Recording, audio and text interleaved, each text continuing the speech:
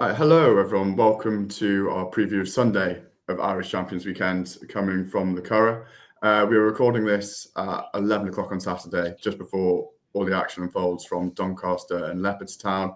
Unfortunately, there'll probably be quite a lot of useful information coming out of that, but that's something that we can't help. But very much looking forward to the Curragh. Two of my favourite juvenile races of the year. Weirdly, sort of Godolphin tend to have a good go at the national stakes and do quite well over the past years. And it's another battle between Coolmore and Godolphin there. But to start with, very important. I understand that the ground is going to be quite interesting at the Curragh on Sunday. Yeah, the IHRB has posted the latest ground from both courses, and they've gone different ways to the way they were going in the week, if you see what I mean. Leopardstown, which had gone soft with yielding places, they've had no rain at all. It's now dry to yielding. I think they've got a dry, kind of blustery day. So it might even be bits of good. The Curragh tomorrow, and this is just massive for all these races. The Curragh, there's a big band of rain moving in tomorrow morning, and we don't know how much is going to fall. But we do know they had a little bit more rain than Leopardstown yesterday. So that's yielding in the straight, yielding to good on the round. If they get the kind of rain that pretty much every site is talking, and at least weather is an unknown, but if they do, I can easily see soft in the going, and that changes so much, particularly for one big favourite. Yeah, it's definitely going to affect the running of the Molygare stakes because Venetian Sun might get withdrawn. At the minute, Composing has got the slight edge in the market. She is 6-4. Daughter of Wood Bassett, and we will start with her. Unbeaten in her last three. Can you see her continuing that run?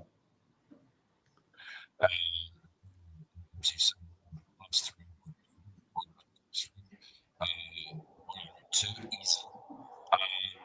And I didn't like her at all as the favourite for that race until this weather has come, because we'll come to the other one, another filly in a minute, but this is Wood Bassett. Wood Bassett's tend to handle anything.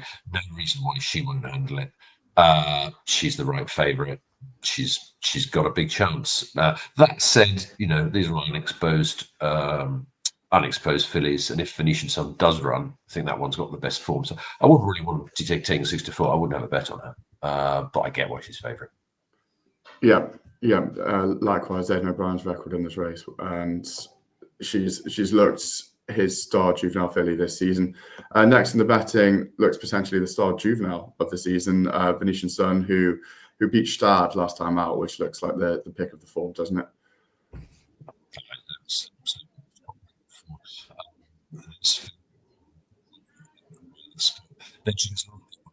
Disappointed by her in the group. I think 2 was up at the July meeting. She was scraped home, but by a filly caught by the Royal Fixation, who's gone really good winner of the Lances. That's a smart filly, so that was good form. And then she goes to the pre-morning Group 1 in France, and she beats all the colts, and she beats 3 really good colts. Gstaad, as you say, coming back out of the line, but she travels so well. Wise Approach, the sort of Ward monster outfielder. It's just the best form. And when I heard she was definitely going here, I'm not much bigger now, 9-4. I thought, this is just ridiculous. She must be favourite to win this race. She's an outstanding filly. And when you beat colts like that, by the way, I think most people feel that the Ballydor colts this year are probably a bit stronger than the fillies. She's gone and beaten all the colts. Sorry, all the colts, but they're big ones. So what was not to like until the weather forecast? She's got the pedigree I hate most in this field. Starman, Ifraj, Mare. Look, horses can buck trends of what they should or shouldn't handle on pedigree, but it's a red flag, and I wouldn't back her at 7-4. Did you said earlier she might be withdrawn? Have you read anything to that effect, or is that just your guess? Yeah, that essentially, if there's not good in the description, I think she'll be withdrawn. If there's heavy, or maybe sorry, exactly. I think if there's heavy in the description, she'll be withdrawn. Okay, we'll see. Yeah, we just don't know what will fall. Interesting. Watch that space. Yeah. Watch the space indeed. All right, moving on to Beautify, another for Aidan O'Brien, Dylan Brown, McMonagall on boards. Only had 2 starts, came third in the first and then first in her second, and she's 6-1, a bit of support in the market, having opened 8-1. What do you make of Beautify? Yeah, possible, but I don't like the angle that she hasn't run for 78 days. That doesn't appeal to me at all. And although, yeah, she was good winner last time out, wasn't it? Lady Iman, she beat the sort of gloss Yeah. has slightly come off that form now. Now with the absence, I wouldn't play this one. I mean, she's got a chance. If it turns proper soft ground, all these fillies are unknowns. So in a sense, who knows what might be thrown up? No reason why this daughter of Woodman Bassett won't handle it. But now I'll pass because of the absence. Yeah, yeah. I mean, it could well be a day for taking a swing at larger prices with such unpredictable ground. Next in the betting, another for Aidan O'Brien is Precise. Ronan Whelan on board, 12-1. Yeah, I'm just going to take a swing at one at a price. I might go to this one actually. When she won last time out, I mean Moon Target flopped, I think, next time out. But of Yeah, course, yesterday. Aileen was the other filly behind who won the May Hill. So nothing wrong with that form. Unexposed, could be anything. She's double figures, isn't she? She is. She's 12-1. Yeah. I'm not going to get heavily financially involved in this race for sure, but I might just have a couple of pennies on this one, possibly even a couple of pennies each way. 12-1. Okay. Fairly And won the place. will you be digging further or deeper into your pockets to have a couple of pennies on Susie Songs at 20-1 as well? She'd be the only other one I might. Her full figures are 1-1-2. The two, of course, she was beaten by Composing last time, fair and square. She was pretty keen. Stepped up from 6.5 to 7 furlongs for the first time. If she can settle better, I can see her getting closer. And if Composing is the best of these, because Venetian Sun doesn't turn up, who's to say Susie's song, if she settles a bit better, won't come second. Perhaps 20s is a bit big. Yeah, that's not a recommendation, but it is probably a bit big. Yeah, and any word on Pivotal Attack or Skydance, the two outsiders of the field? Skydance is a definite no. Kind of the most exposed of these, and seems to have been beaten by several of these, and easily as well. The only other one is it Pivotal Attack. Sorry, I can't read my writing. One of those again. Pivotal Attack. Yeah, I mean, wide margin winner last time at Galway, so you still got that could be anything tagged, but I was a glacial time, and I'd be pretty staggered if she was good enough to deal with those. Yeah. Okay. Cool. So not a huge amount of enthusiasm then in the Molygare Stud Stakes, but potentially more so in the Flying Five, which is up next. At the front of the market, we have got Asfoora at 72. Incredibly impressive at York, having disappointed at Ascot and Goodwood. I thought 72 based off her York run could potentially be a decent price, but there's going to be the ground concerns, aren't there? I completely agree with that. 72, you gave me good plus good, better than good ground, or good, or no worse than good ground. 72 would be actually, I'm not wild about favourites and generating favourites to sprints. I think that'd be a really fair price. I would not touch her with a barge pole with this front coming in. I think they've said, even said midweek, oh, we're going to run her, we've taken her over there, whatever she's there. I don't think they'll pull her out, but I'm not going to say I give her no chance, but 7-2 is an absolutely shocking price with what we know about the potential weather. So if you like her and if you think you're better anyway, please just wait, because she's surely going to drift like a barge.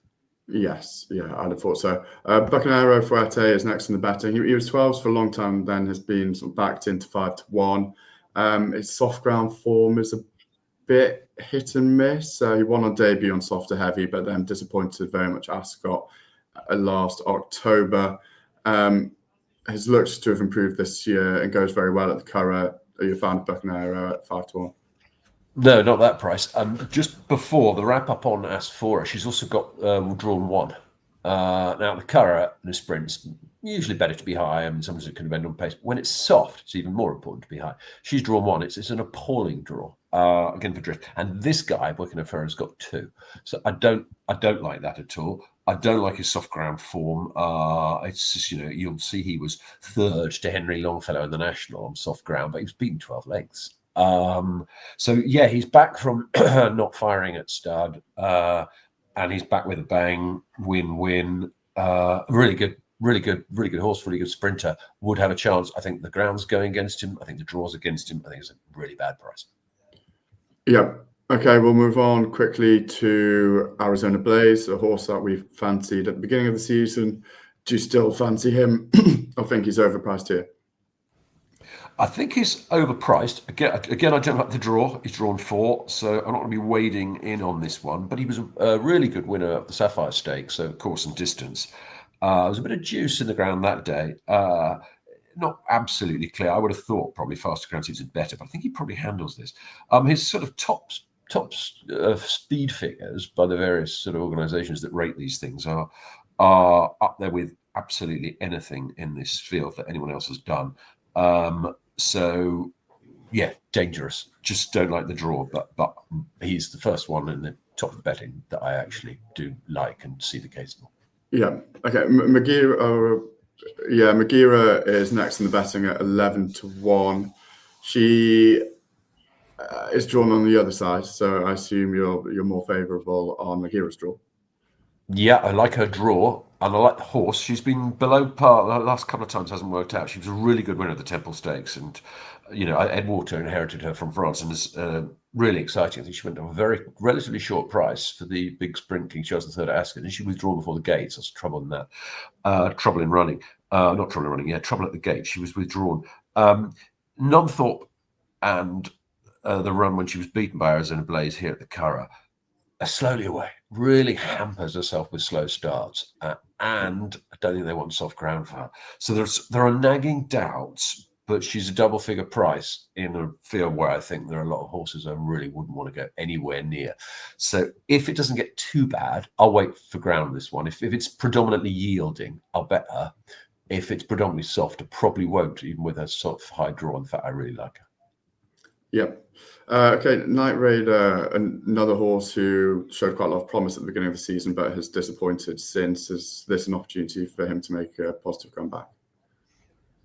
How many times are we going to talk about Night Raider, who's never won a turf race in his life?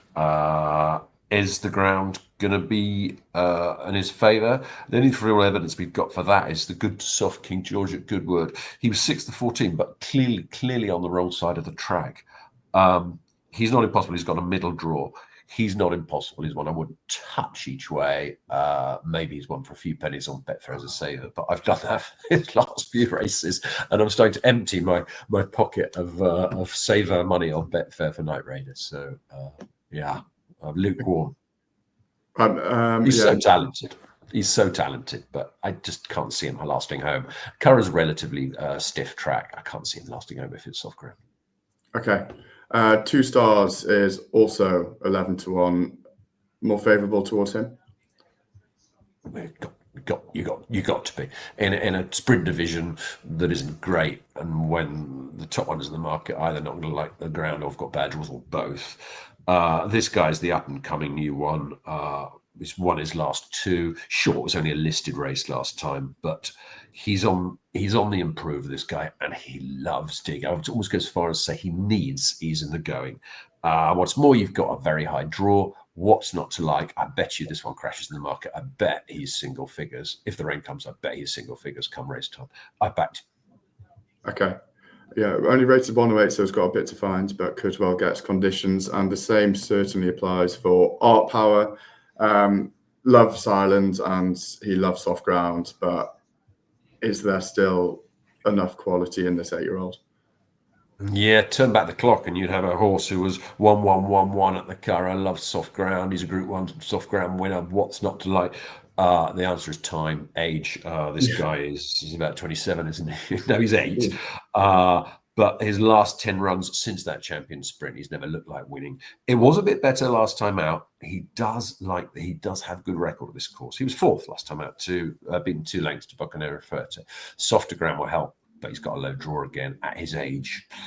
I just doubt it, but it'd be very interesting to see if he drifts to a silly price. Out comes the Betfair saver pennies money.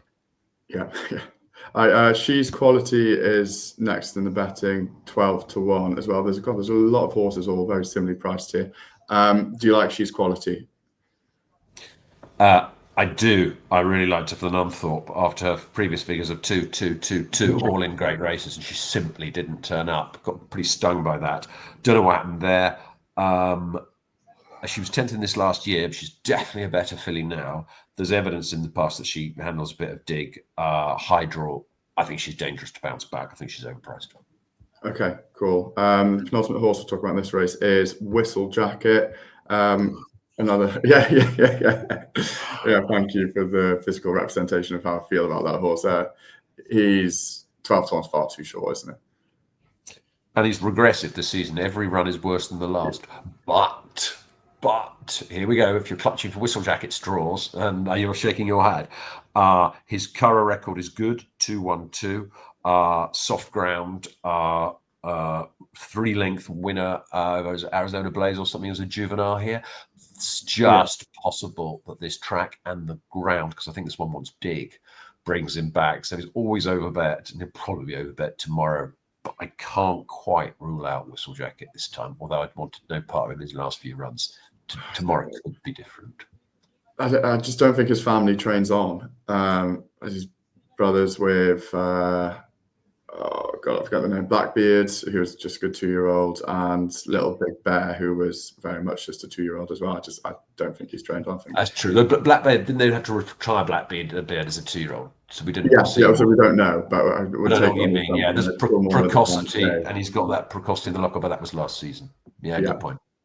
Yeah, Night Eyes is the last horse we'll talk about. I've got 25 up on screen, but currently only seeing 20s best price. So apologies for that. But would you still take the 20s? I'll confirm the price.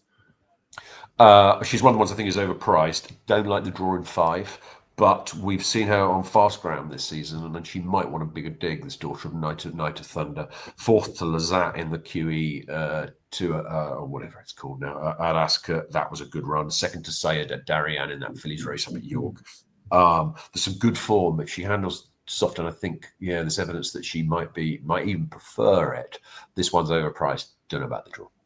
Yeah, has just been trimmed in by Coral from best price 25s to a best price 20s still with Coral. Okay, any of the outsiders you'd like to touch on in the Flying 5 stakes? Tried to make a case for all of them, as I do with outsiders. Could only really do it, and pretty tenuously, with Eros and Psyche, who was 2nd to Highfield Dream in a soft ground Flying 5 many years ago. I think this one has had injuries and been off for long. Yeah, it was 2022. But back to not to best last time, but back to best form in a while last time, and that eye-catching highest draw. It wouldn't shock me if, was she 50s or something, or is it here? Yeah, exactly, 50s exactly. Yeah, this is the kind of one you're getting. Is it 5 places with Sky? This is the kind of high draw, soft ground, run here and won the past. This is not impossible. And I spent much of my life chasing that dream, and I have given up. She goes to 100 to 1. I will chase her again. Yeah. She's dreadful for last 3. Yeah, I think she's lost interest this year. She doesn't look to be the same horse. Horses at the other end of their career are those contending the Vincent O'Brien National Stakes. I mentioned in my fumbling intro, we have Coolmore versus Godolphin here once again, and Coolmore are winning the battle for market favoritism with the Coventry winner Gstaad at 11 to 10. Lovely horse, and I thought he ran an absolute cracker in the pre-morning. He was actually only went down, I think it was almost less than half a length, wasn't it, to Venetian Sun in the end. Looked almost outpaced at one point, but then went again. First race for a while, wasn't that his first race since Ascot? So I totally get the short price. When they first said he was probably going here, I took a risk at a bigger price. And I've been happily sitting there thinking I was just going to collect. Then the rain comes, or is probably going to come. This will be definitely different ground to what he's faced before. So it's an unknown. And Star Spangled Banner, Exceed and Excel, I don't know if he'll thrive on it. He might handle it. And he's the best in the race and everything he's done, but I now think he's a dreadful price. I won't touch him. Yeah. Next in the betting, we've got Sabre Desert, who's quite a considerably bigger price at 9 to 2 for unbeaten Godolphin. They tend to target their best here. He is out of Dubawi, maybe slightly better chance of going on the ground. Are you surprised by the? Sorry? Yeah, much better chance of going on the ground with being a Dubawi. And you're absolutely right. Appleby could often bring their best, don't they? We had Quarto Trail, Pinatubo, a native trail, not Quarto Trail, just Quarto. So if this is their one, he's done nothing wrong in the sense that he's won his 2 races. And last time out in the Superlative Stakes at Newmarket, I mean, we watched the start. It's unbelievable. He rears up in the stalls, loses good 2 or 3 lengths, gets in the race, and powers away and beats some good colts, some of whom are reappearing here. Real threat. Good price, perfectly good price. I would get a win bet on this guy, very much so, and I have had one. Okay, nice. Good positive word for Saba Desert. Next in the betting, we have got Zavatiri, unbeaten in 3, a son of Without Parole, and that screams ground concerns to me. It screams ground concerns to me as well. Though I would say you're getting quite a big price, 11-2 for a horse he's won 1-1, and the last 2 victories of the July Stakes and the Vintage Stakes at Goodbody. This is pretty good form. And if you were worried about what he beat, well, last time in the Vintage he beat an outsider. You might think, what was that worth? That outsider was Morris Dancer, who's gone on to absolutely blow away A Bit of Spirit, who then went on to win the Solario. So Zavatari, he's still got the time form P as in for improvement, as in like all the top 4 in the betting have here. So we don't know how much higher he can go than that. He also didn't get a clear run at Goodwood. But I do have ground concerns, so I prefer to bet Saba Desert rather than Zavatiri, but he ain't impossible. Yeah. So on the flip side of that Goodwood Stakes form, despite Morris Dancer coming out and winning, Do or Do Not, who was 3rd, has come out and disappointed on his second 2 starts since. And Goodwood Galaxy was extremely disappointing, especially for the anti-poster supporters at York. So, look at the form multiple ways with Zavatiri. Next in the betting is a horse that we will find out more of his form today because Gawan is running, who Italy was second to. Will you be holding off having a strong opinion until the Champagne Stakes has been run later this afternoon? Yeah, that's a very good point, isn't it? Gawan runs at 150, so you've got 2 unknowns. It'd be nice to have that stamped. And the other thing is the unknown ground, but he's a Wooden Basset, so I'd kind of prefer him. I don't think he'd have a problem with ground. I think this one's got more to give. He hasn't been tried on 7 furlongs yet, has he? It's been, am I right in saying it's been? He's only run at 7 furlongs. Oh, only run at 7 furlongs. Yeah. Apologies. Oh, I got all that wrong. Yes, of course. Right. Okay. So the fact that the points you can make in his favour is his greenness and his keenness, particularly his keenness. If he settles a bit better, I think they think this one's got more to give. And he was also carried, across half the Newmarket July track or wherever it was last time. So I'd be quite keen. No, sorry, not last time. Yeah, he was carried across in Newmarket, and he was again keen in the 8th. Anyway, he's been doing a lot wrong, and I could see him improving. I could see him being a threat. Yeah. I'm quite surprised. Like 10s looks big to me. Yeah. And out of the outsiders, any interest in North Coast or Dorset? Dorset, no. Hooded for the first time. You will say he was the Ballydor #1 in the Vintage Stakes. He had run more on board. He was beaten 3 legs. But I wonder if he might be running as a pacemaker here, unless they think with the coming back. But what he's achieved on the track, he's got no chance. North Coast, Joseph O'Brien is a little bit more interesting. 4 runs, and he won on yielding ground last time. It was a big step up on what he'd done before. Good to yielding, 6-length winner. If he suddenly, the penny suddenly dropped with this one, and more to the point, if he likes soft ground, I could really see him outrunning his odds. I might have a couple of pennies each way on North Coast. Yeah. Okay. Quite a few positive mentions there. Hopefully the Superlative Stakes form proves strong with Saba Desert and Italy. Last race we are going to talk about is the Irish Saints Ledger. Quite an interesting contest here. So multiple horses that will not have run against each other very often and representing many different form line. At the front of the market, we have got Al Riffa for Joseph O'Brien. Slightly surprised to see him favourite ahead of Illinois, mainly just because we're probably preconditioned to expect Aidan to have the favourite of these staying races. But what do you make of Al Riffa? This one's always had a bit of class. And he's got quite a few really good races on his CV. He's got a few duff ones as well. I think he was a Group 1 winner, wasn't he? At two, was he the national? He won the national stakes, I think. Oh, there you go. And then famously second to City of Troy in the Call of Clips. I'm not sure City of Troy wanted that ground. I'm not sure any of the horses around that day really wanted that ground. So a little bit suspicious about that. But having chased him a bit then since, he's come back this season, and he's run really well twice, second to Rebels Romance in the Hardwick, or Rattly Fast Ground. And then he was, emphatic 5-length winner last time out. I'm a little bit suspicious about him here. Why? He proved he handled the trip last time, but this is the trip and soft ground.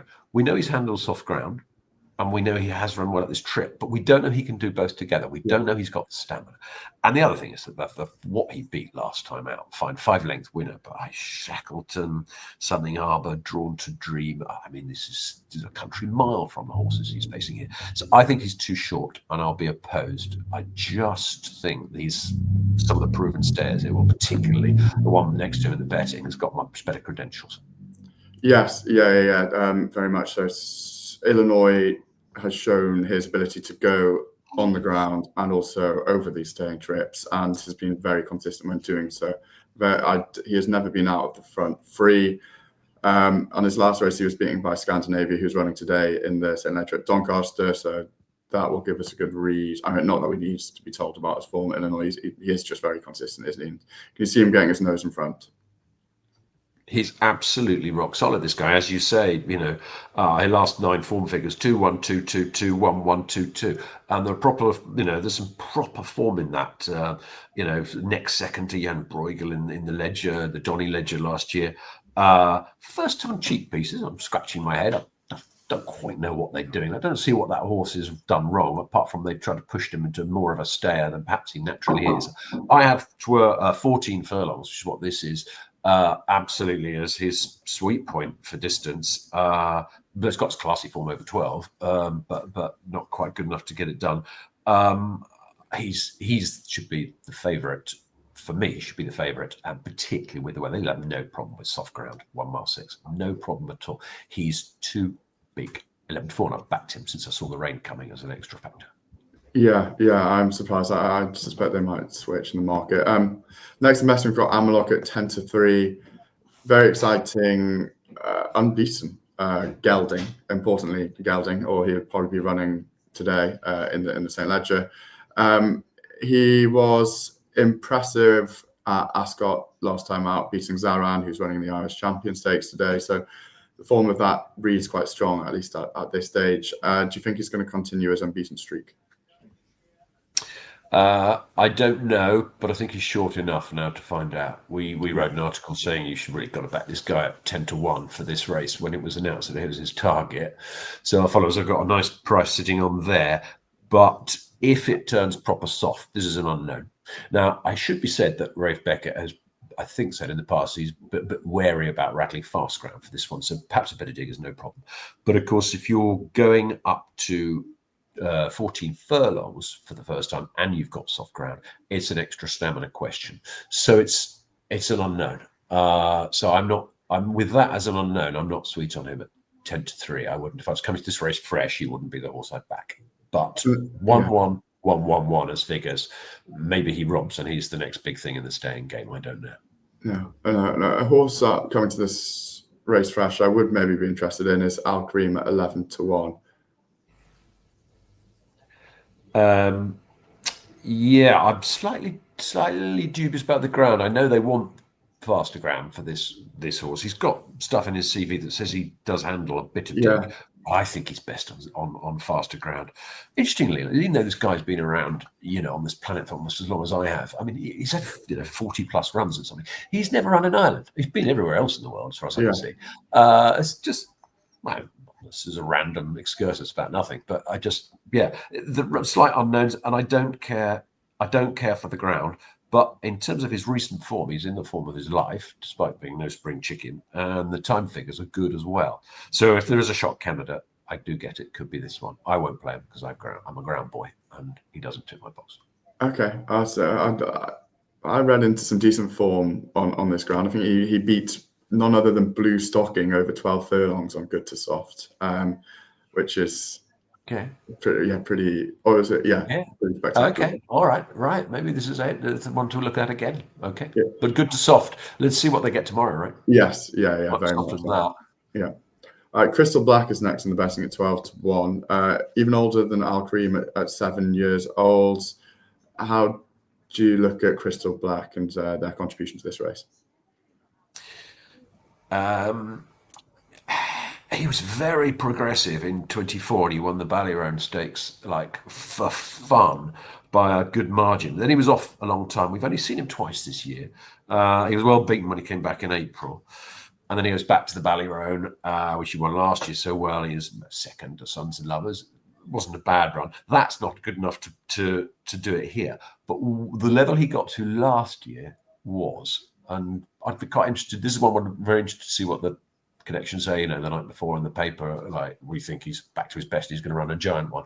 I might give it credence, given it in his back locker, he's got some really decent form, which puts him in the picture, certainly for the places. Yeah, cool. And next in the betting, we've got Leinster, who is a course and distance winner last time out. He's currently 25-1, and I think he bolted up last time out. Obviously, a lot weaker opposition, but what do you make of Leinster's chances? I've taken a flyer on this one. I backed him about an hour ago each way. All his last 5 races, each one is better than the last. And the last one, 4-length win or whatever, was the best thing he's done. He's lightly raced. He handles soft ground. I've got to have a little play on this one. There's every chance he might not be good enough, but there is a chance he is good enough to place. And the 5-1 part of 25-1 appeals. If there's a real shock in this race, Lightning wouldn't surprise me if it came from Leinster. Yes, Son of Camelot is suspect will probably handle the ground. So yeah, definitely want to.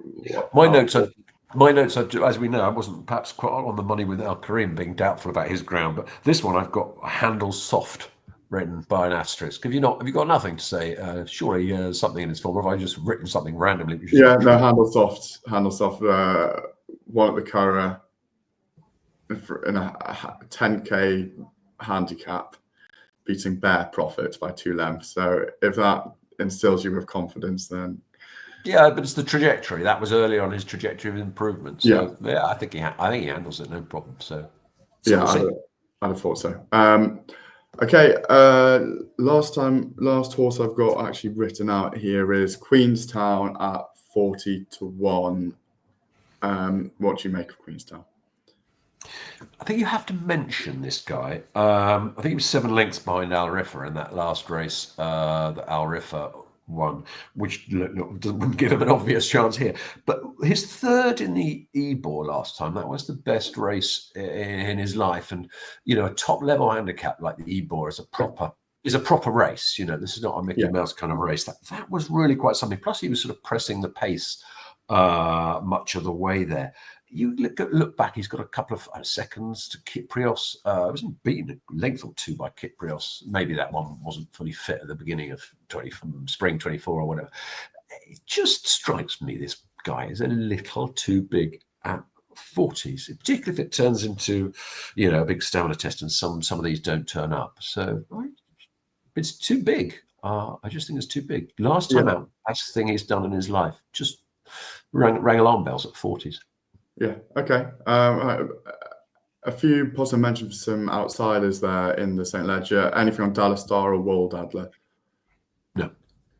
Cool. Perfect. Well, yeah. All right. Well, thank you very much, everyone, for watching us. That's probably our briefest and most succinct run through 4 races that we've ever done and will ever do. So let us know if you appreciate that by giving us a like, comment, or subscribe. As always, head over to our X and our website to get our emails and everything as soon as it comes out. And it's going to be a fantastic weekend's racing. I can't wait for it. And any last words, Daniel, before we sign off? Yeah, just that the whole card tomorrow, which we've just covered, will be materially impacted by what happens between around 9:30 in the morning and about 2 in the afternoon. the heavy band of rain due to come is due to Yeah. come tomorrow. Yeah, late morning, lunchtime. This is important. So yeah, follow it closely, and good luck. Yeah, it was fairly lampooned last weekend by the sort of long range forecast for it to be soft going, and then it turned out to be good to firm. So hopefully the weather gods play ball this weekend, and we get what is expected. But yeah, right. Thank you very much, everyone. Thanks for watching all the way through, and we'll speak to you soon.